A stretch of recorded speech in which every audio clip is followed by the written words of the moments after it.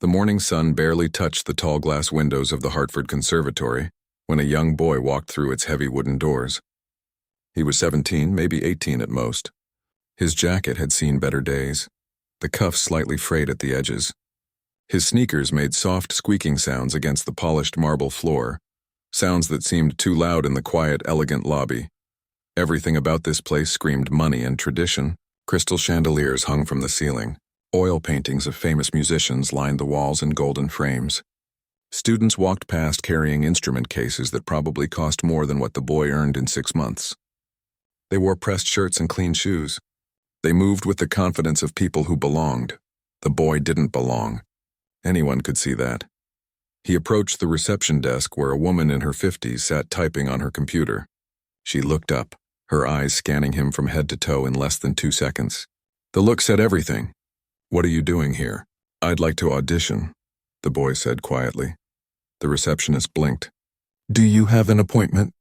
"No, but I saw a flyer about open auditions today." She sighed, the kind of sigh that said this was already a waste of her time. "The open auditions are for registered students or those who've submitted applications. Do you have an application number?" "No, I just came to try." The receptionist was about to say something when a door opened behind her. A woman in her late 50s emerged, tall and imposing, with silver hair pulled back in a tight bun. She wore a black blazer and carried herself like someone who'd never heard the word no in her entire life. This was Director Helena Whitmore, the head of the conservatory for nearly 3 decades. "Is there a problem, Catherine?" she asked, her voice sharp and clear. "This young man wants to audition, but he doesn't have an appointment or application." Director Whitmore turned her attention to the boy. Her eyes, cold and calculating, took in every detail. The cheap jacket, the worn-out shoes, the calloused hands that spoke of manual labor, not piano keys. She'd seen 1,000 kids like this over the years. Kids with dreams bigger than their wallets. Kids who thought talent alone was enough. "Young man," she said, walking closer, "do you understand what kind of institution this is?" "Yes, ma'am. It's one of the best music schools in the country." "One of the best?" She raised an eyebrow. "Try the best. We've produced concert pianists who've performed at Carnegie Hall. Our alumni teach at Juilliard. Students wait years for a chance to audition here, and they come prepared with recommendations, portfolios, recordings." The boy stood there, not backing down but not arguing either, just listening. "Tell me," Director Whitmore continued, "have you ever heard of Rachmaninoff?" "Yes, ma'am." "Chopin?" "Yes." "Liszt? Beethoven? Mozart?" "Yes, ma'am." All of them. A few staff members had gathered now, drawn by the commotion. Some students lingered near the stairs, watching with amused expressions. This was entertainment. A poor kid thinking he could just walk in and play piano at Hartford Conservatory. Director Whitmore smiled, but it wasn't a kind smile. It was the smile of someone about to make an example of someone else. "You know what? I'll tell you what. We have a beautiful Steinway grand piano right here in our atrium. If you can actually play, if you can prove to me that you belong here, I'll give you a chance." She paused and her smile grew wider. The staff members were grinning now too. They knew what was coming. "In fact," Director Whitmore said, raising her voice so everyone could hear, "if this boy can actually play the piano, if he can play anything worth listening to, I'll kneel right here on this floor. Right this instant." Laughter erupted around the lobby. Not mean-spirited laughter exactly, but the kind of laughter that comes from people who think they already know the punchline, the kind that says this is going to be embarrassing for someone, and it's not going to be us. The boy didn't laugh. He didn't smile. He didn't argue or defend himself. He just looked at Director Whitmore with dark, steady eyes and asked a simple question. "May I?" The laughter died down a bit. Director Whitmore gestured toward the atrium where a magnificent black grand piano sat under a dome of glass and light. "By all means. Show us what you've got." The boy walked toward the piano. Every step echoed in the growing silence. Students who'd been heading to class stopped to watch. Faculty members emerged from offices. Even the security guard near the entrance turned his attention to the unfolding scene. The atrium was beautiful. Natural light poured in from above. The piano sat like a piece of art in the center of the space, polished to perfection. How many extraordinary musicians had played this instrument? How many careers had been launched from this very spot? The boy reached the piano bench and sat down. He didn't adjust the seat. He didn't crack his knuckles or stretch his fingers like he'd seen pianists do in videos. He simply sat there for a moment, completely still, his hands resting on his lap. The whispers started immediately. He doesn't even know how to sit properly. This is going to be painful to watch. Someone should stop this before he embarrasses himself. Director Whitmore stood with her arms crossed, that same confident smile on her face. She'd been right about everything in her career. She was right about this too. The boy took a breath, slow and steady. Then he lifted his hands and placed his fingers on the keys. They hovered there for just a second, like he was remembering something important, someone he'd lost, a promise he'd made. And then he began to play. The first notes came softly, almost hesitantly. But there was something about them, something that made the whispers stop. The sound filled the atrium like water filling a glass, every corner touched by the music. Then the music changed. The boy's fingers began to move faster, dancing across the keys with impossible precision. This wasn't some simple melody.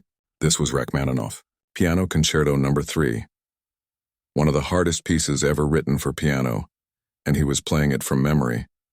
The laughter stopped completely. Every single person in that lobby froze, because this wasn't just playing. This was something else entirely. The boy's hands moved like they'd been doing this for a lifetime.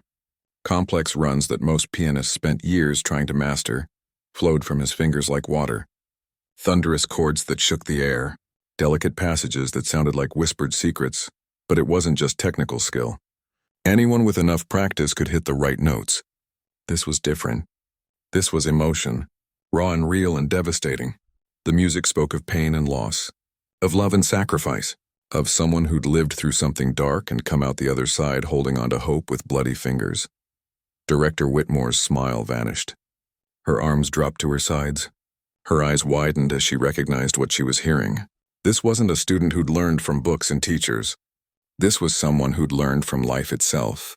Someone who understood that music wasn't about perfection, it was about truth. Around her, seasoned musicians stood with their mouths open. Some pressed their hands to their chests. The receptionist had stopped typing entirely, her fingers frozen above the keyboard. A few people had tears in their eyes, though they couldn't explain why. The boy played on, lost in the music, unaware of the effect he was having. His eyes were closed now. He was somewhere else, somewhere painful and beautiful at the same time. And in that moment, everyone in the Hartford Conservatory understood they were witnessing something extraordinary, something that only happens once in a generation if you're lucky, something that would change everything. The boy's fingers moved across the keys like they were telling a story only they knew how to tell. The second movement of Rachmaninoff's concerto was different from the first, softer, more painful in a way that loud music could never be. It was the sound of remembering someone you loved, someone who was gone. In the atrium, nobody moved. A student who'd been halfway up the stairs sat down right where she was, unable to walk away. The security guard had pulled up a chair near the entrance, his usual stern expression replaced by something softer. Even Director Whitmore, who'd heard thousands of performances in her 30 years at Hartford, stood completely still.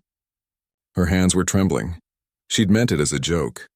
The whole thing had been a way to teach this boy a lesson about knowing his place, about understanding that talent wasn't enough without proper training and credentials. She'd never expected this. Nobody had. The music swelled and fell like breathing, like a heart beating. The boy's whole body moved with it now, swaying slightly as his hands danced between the keys. His face was peaceful but somehow sad at the same time, like he was visiting a memory that hurt too much to hold on to but hurt even more to let go. A professor of music theory who'd been walking past stopped in her tracks. She'd studied Rachmaninoff her entire career. She'd written papers on this exact concerto, and she'd never heard it played like this. The boy was taking liberties with the tempo that would make purists cringe, but somehow it worked. It was like he wasn't playing what was written on the page. He was playing what Rachmaninoff had felt when he wrote it. The receptionist named Catherine wiped her eyes with the back of her hand, embarrassed by her tears but unable to stop them. She'd been working at this conservatory for 15 years. She'd heard child prodigies and competition winners and students who'd trained since they were 3 years old. None of them had made her cry. This boy with his worn-out shoes and quiet voice was breaking her heart with every note. The third movement began.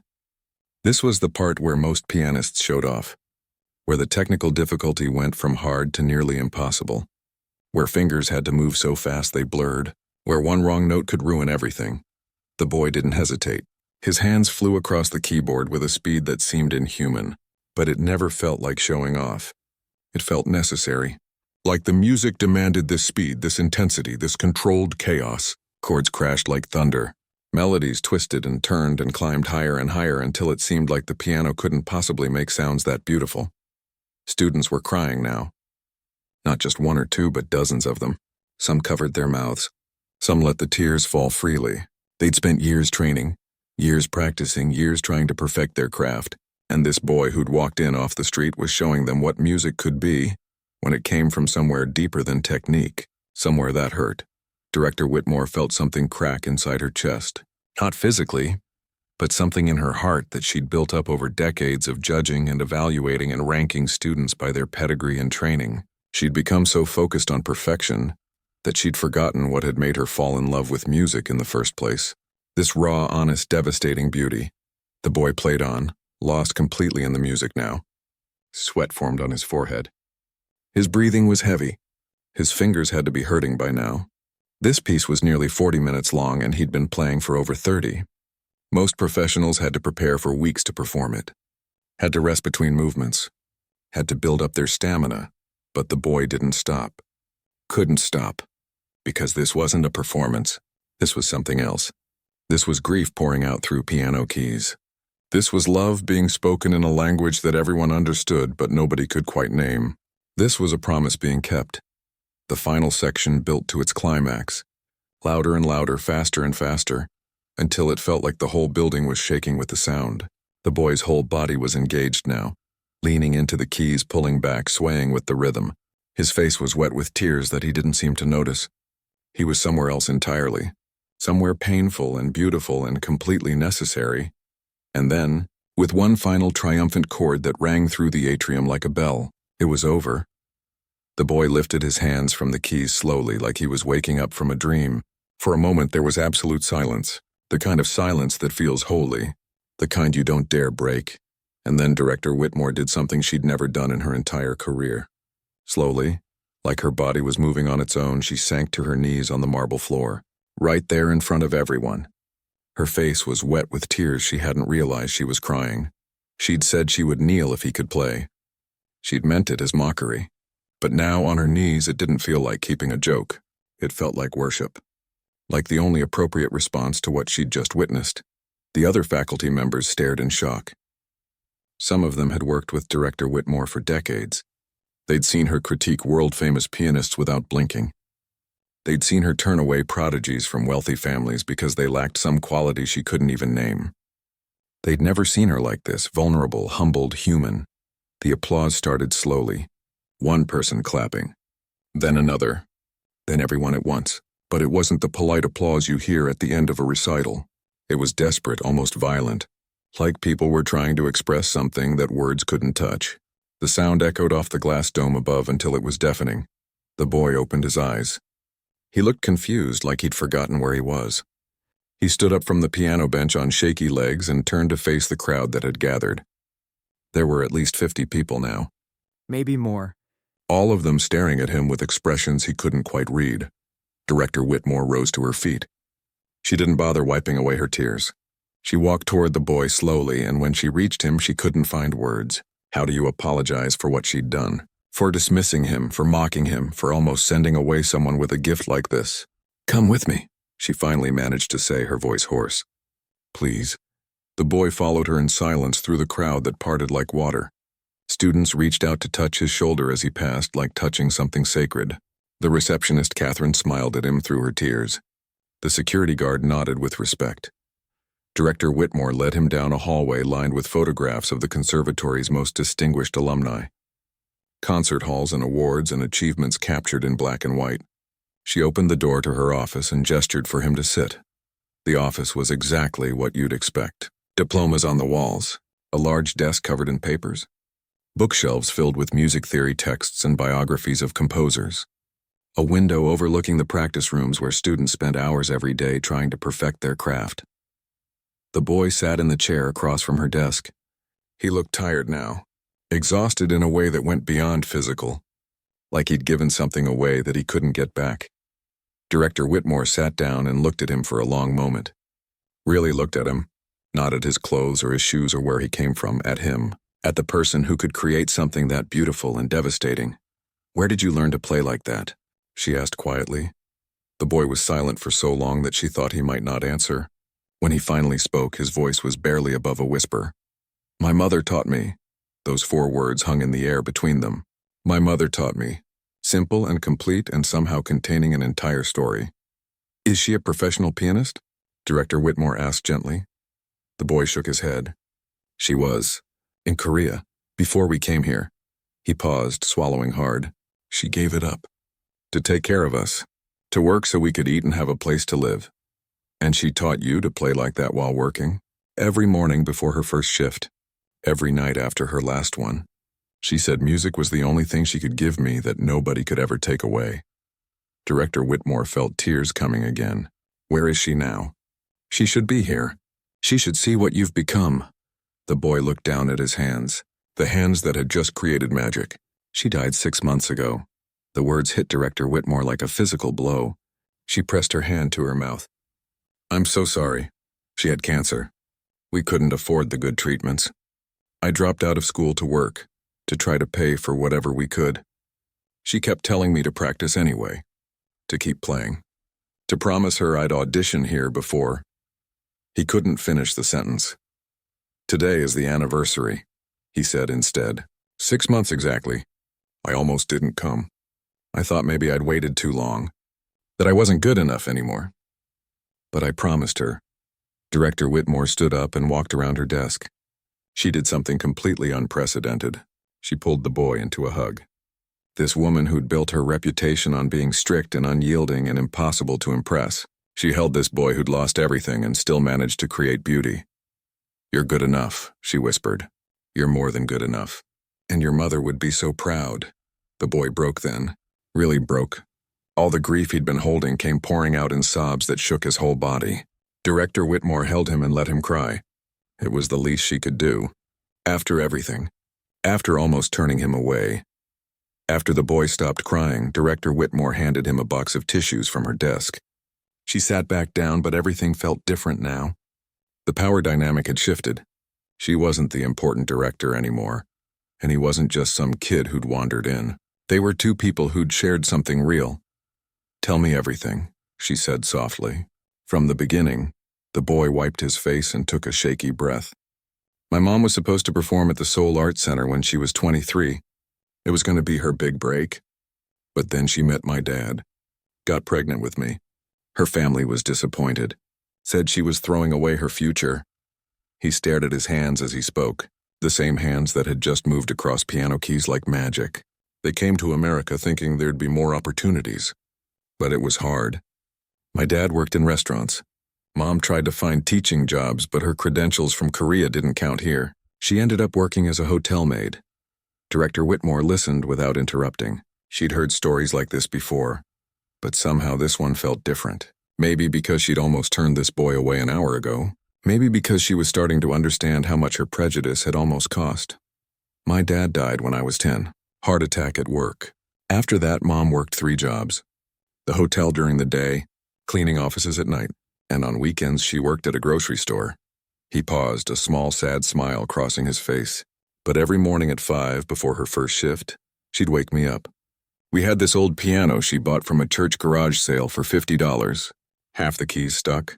Some didn't make any sound at all. But she taught me everything she knew on that piano." "She sounds like an incredible woman," Director Whitmore said, and she meant it. She was. She never complained. Never said she regretted anything.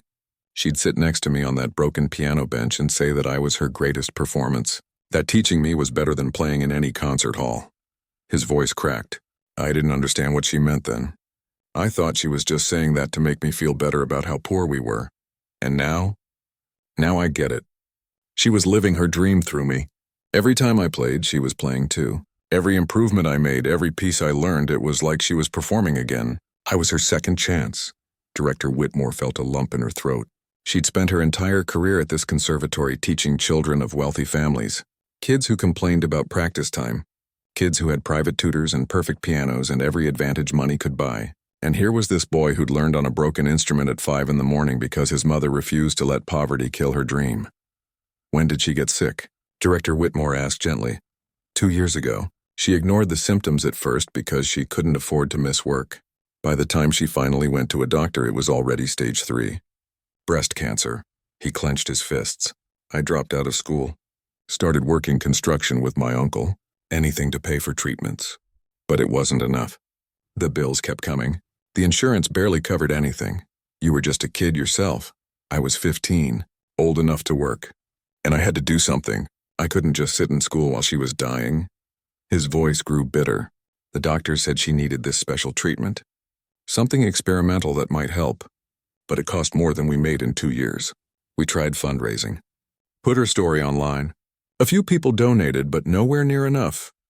Director Whitmore wanted to say something comforting, but what was there to say? The world was cruel sometimes.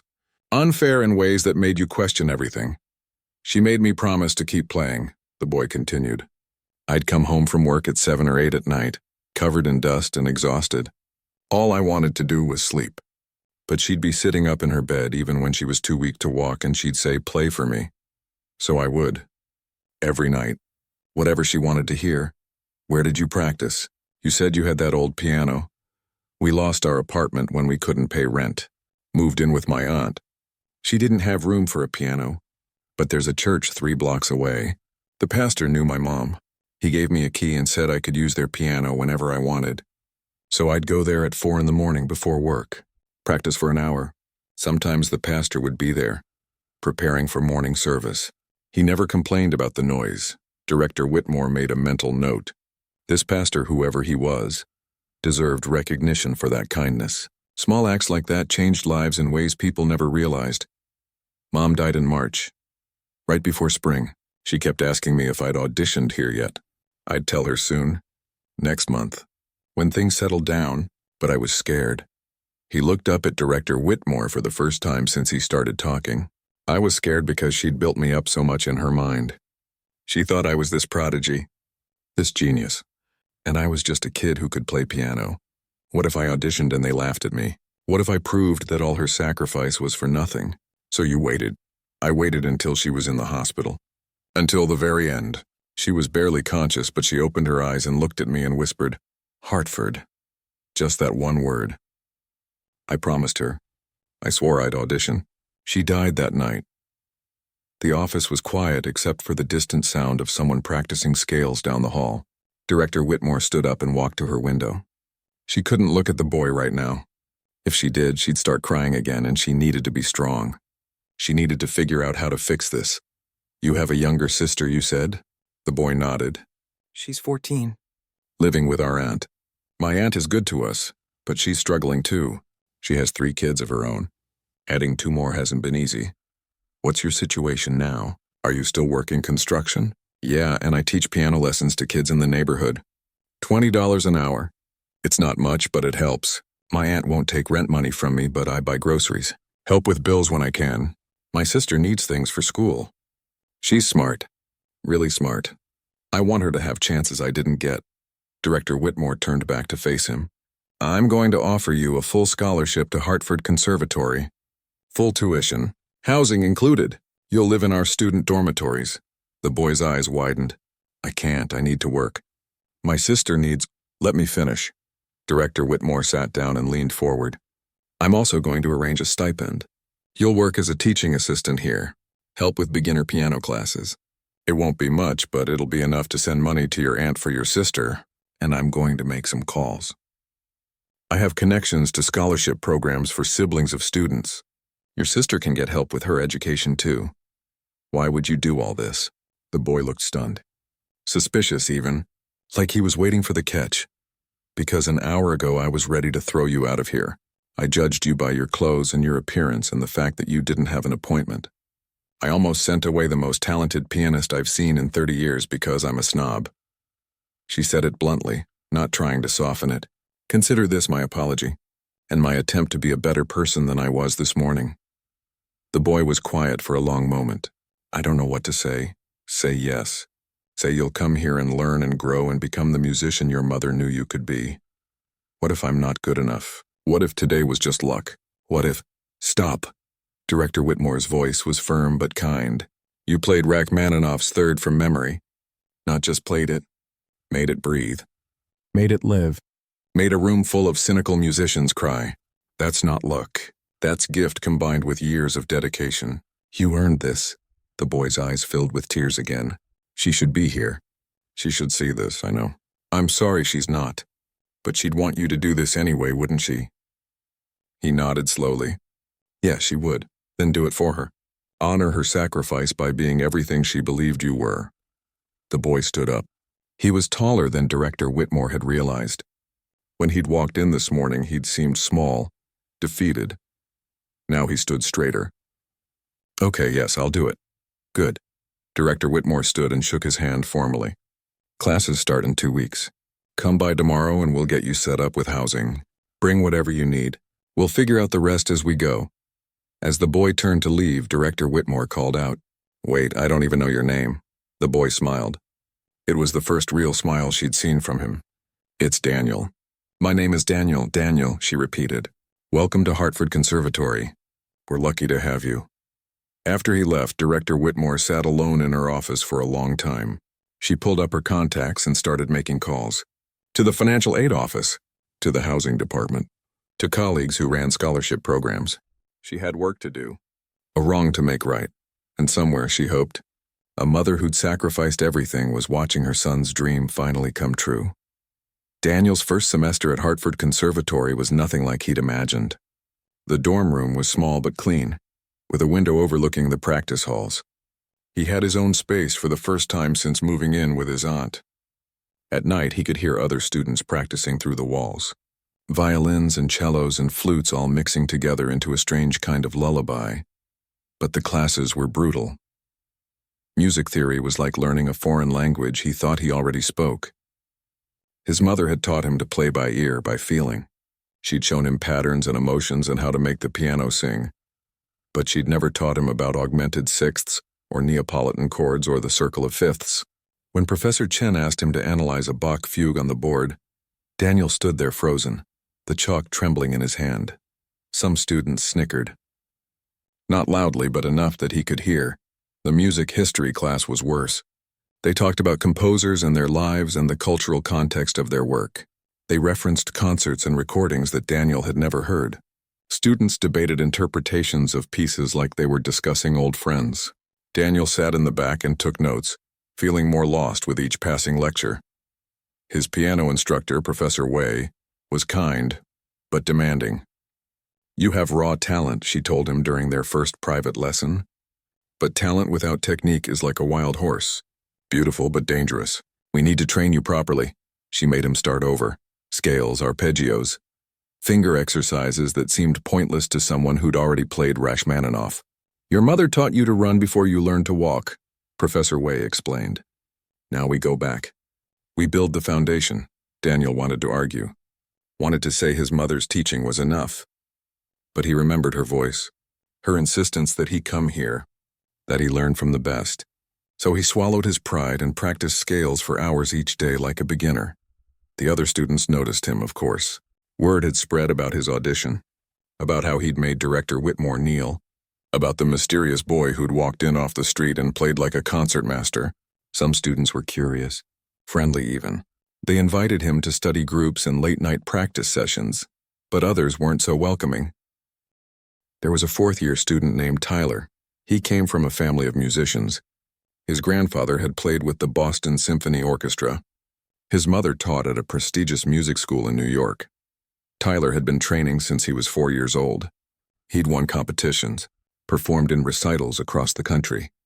He was supposed to be the star of Hartford Conservatory until Daniel arrived. Tyler didn't hide his resentment. He made comments in the hallways. Little jabs wrapped in fake politeness. Must be nice to skip all the hard work and just get handed a scholarship, he said once loud enough for others to hear. Some of us had to actually earn our place here. His friends laughed. Daniel kept walking. The worst part wasn't the comments. It was the doubt they planted in his mind. Late at night, lying in his dorm room, Daniel wondered if Tyler was right. Had he really earned this? Or had Director Whitmore felt sorry for him? Was he just a charity case with a sad story? He threw himself into work to quiet the thoughts. Morning practice at 5, just like he used to. Classes all day. Teaching assistant duties in the afternoon. Helping younger students with basic piano. Then back to practice until the building closed at 11. He sent money to his aunt every month. Called his sister every Sunday. Tried to hold everything together, but something was changing in his playing. Professor Wei noticed it first. "You're thinking too much," she said after he butchered a Chopin nocturne for the 3rd time. "Your fingers know what to do. Your mind is getting in the way. I'm just trying to apply what you taught me, about technique and proper form, and I know what I taught you, but you're losing what you already had. That emotion, that connection. You're playing like a robot now." Daniel wanted to scream. He was trying so hard, following every instruction, practicing every exercise, doing everything right, and somehow it was making him worse. The winter showcase was announced in November. Every student would perform. Faculty and guests would attend. It was a chance to demonstrate what they'd learned. Tyler immediately started preparing Liszt's La Campanella, one of the most technically difficult pieces in the repertoire. He made sure everyone knew. "What are you going to play?" Tyler asked Daniel in the cafeteria one day, his voice dripping with false interest. "Another Rachmaninoff? Or should you stick to something simpler this time?" "No shame in knowing your limits." Daniel didn't answer. Truthfully, he didn't know what to play. Professor Wei had suggested several pieces, but none of them felt right. Nothing felt right anymore.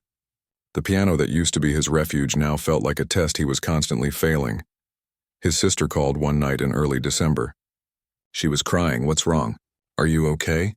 Daniel's heart raced. Was it their aunt? Was someone hurt? "I'm fine. It's just kids at school found out we're poor.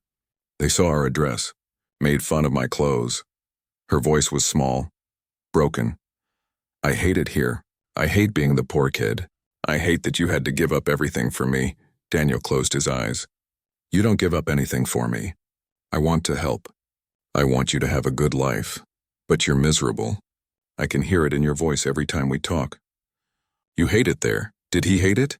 Daniel wasn't sure anymore. He was exhausted, overwhelmed, drowning in self-doubt. "But hate? I don't hate it," he said slowly. "I'm just struggling. But it's going to get better." "Are you lying to make me feel better?" "Because Mom used to do that. She'd pretend everything was fine when it wasn't." The mention of their mother hit Daniel like a punch. She'd been gone 8 months now. Sometimes he could barely remember her face. Other times the grief was so fresh it felt like she just died yesterday. "I'm not lying," Daniel said, though he wasn't sure if it was true. "I promise."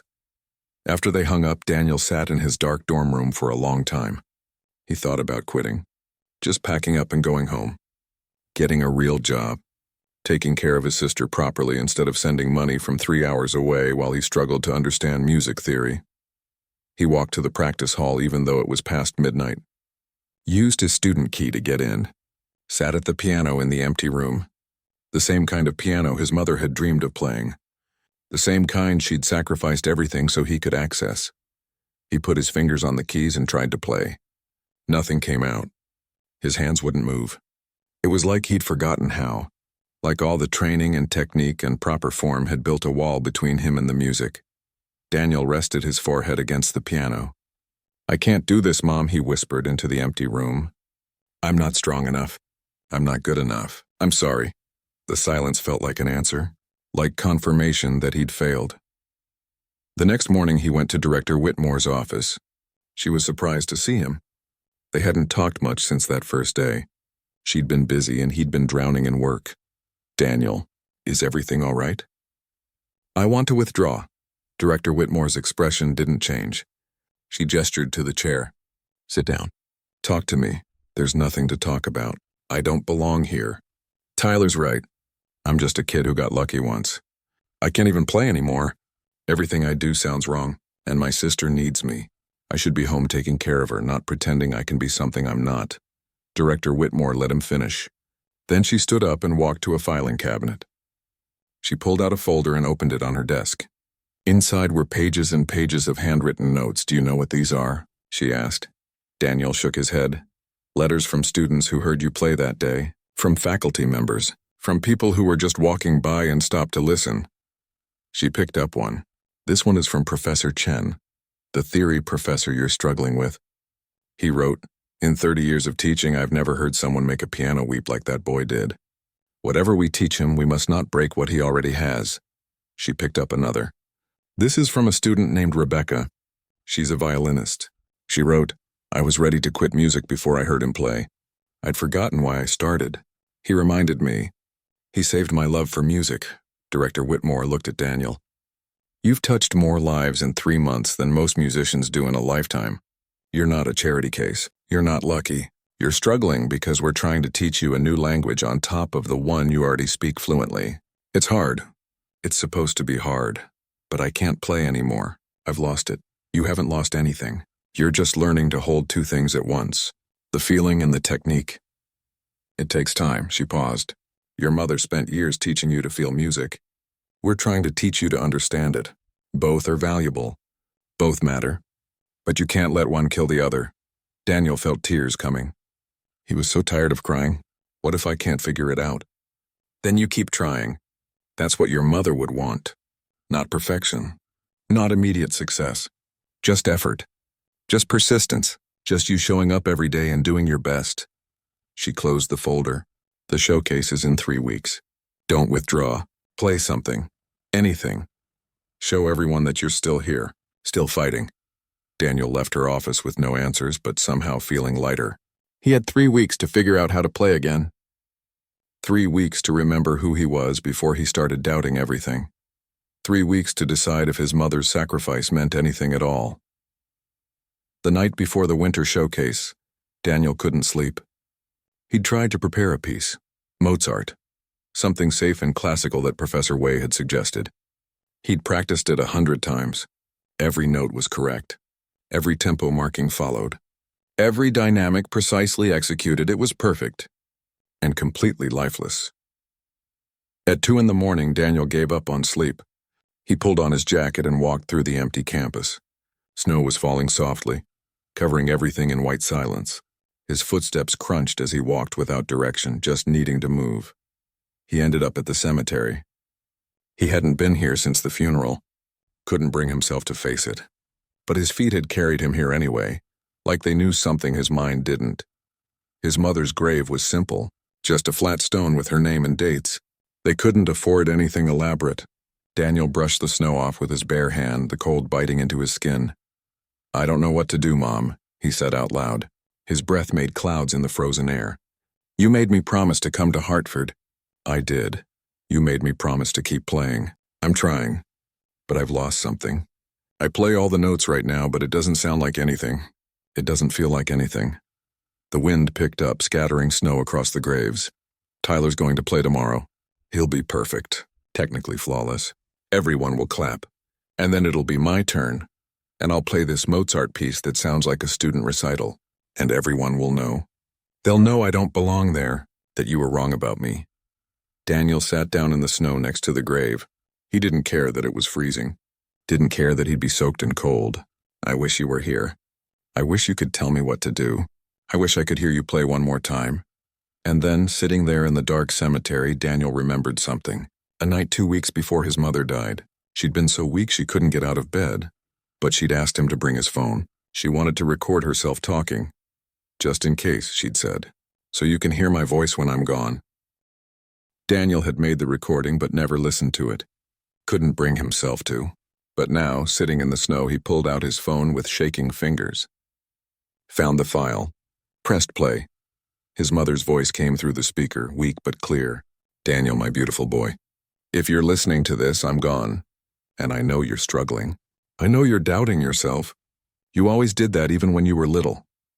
Daniel pressed the phone to his ear, tears streaming down his face. "I need to tell you something I never said while I was alive. You don't have to be perfect.